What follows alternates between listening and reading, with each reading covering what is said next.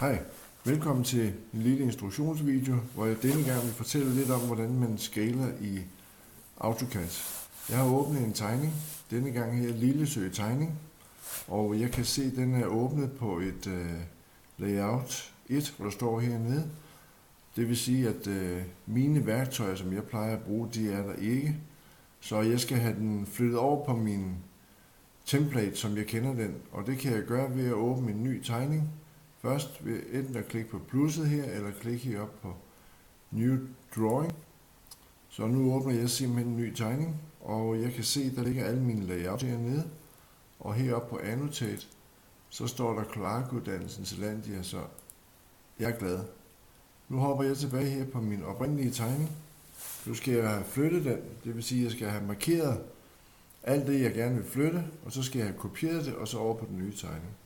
Så jeg starter med at trykke Ctrl A, så er det hele markeret. Så trykker jeg Ctrl C, nu er det hele kopieret.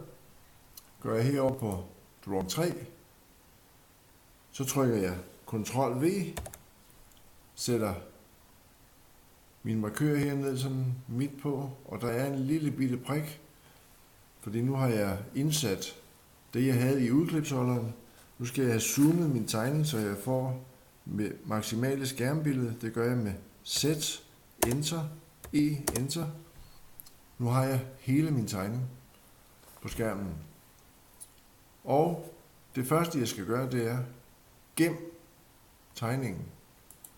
Fordi hvis nu AutoCAD går ned af en eller anden uforklarlig grund, så ved AutoCAD, hvor den skal finde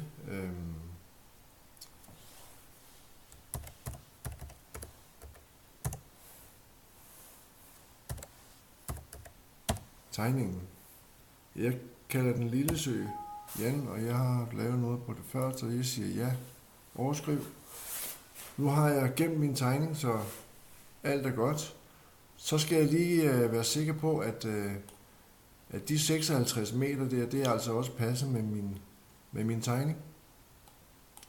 Så jeg zoomer lige lidt ind her for at kan måle. Går herop, finder min distance. Kontrollerer lige, hvad sker der her. Er den så også 56 meter? Det er den ikke. 1,2 mm. Eller 1,2 mm. Det er ikke meget.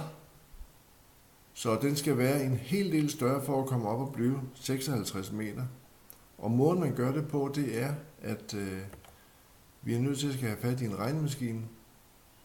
Jeg har herovre i Utilities, hvor min målepind også er, der er der en regnemaskine, som jeg har åbnet, og den ligger herovre.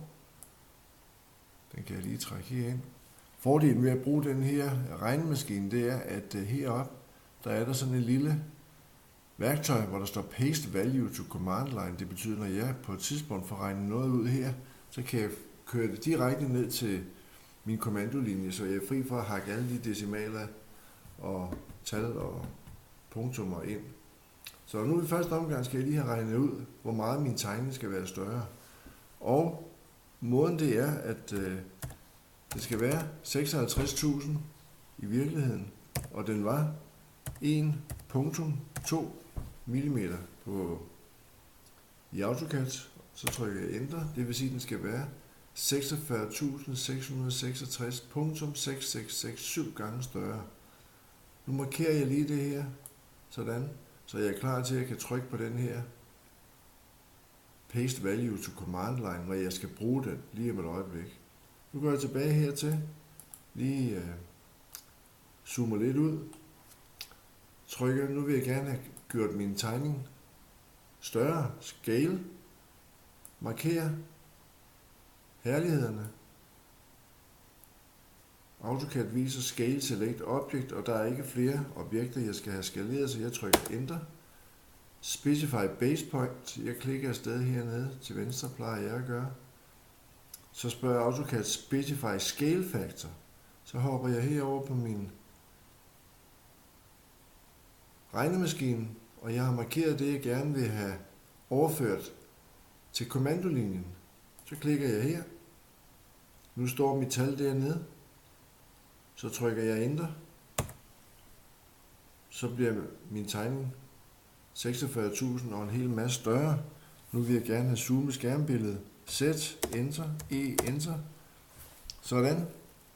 Nu har jeg min tegning. Nu kontrollerer jeg lige heroppe. Distance. Der er selvfølgelig også en genvej med DI til distance. DI og Enter. 55.997,6 mm er den nu. Så det vil sige, at de der par millimeter i difference, det kan vi sagtens leve med.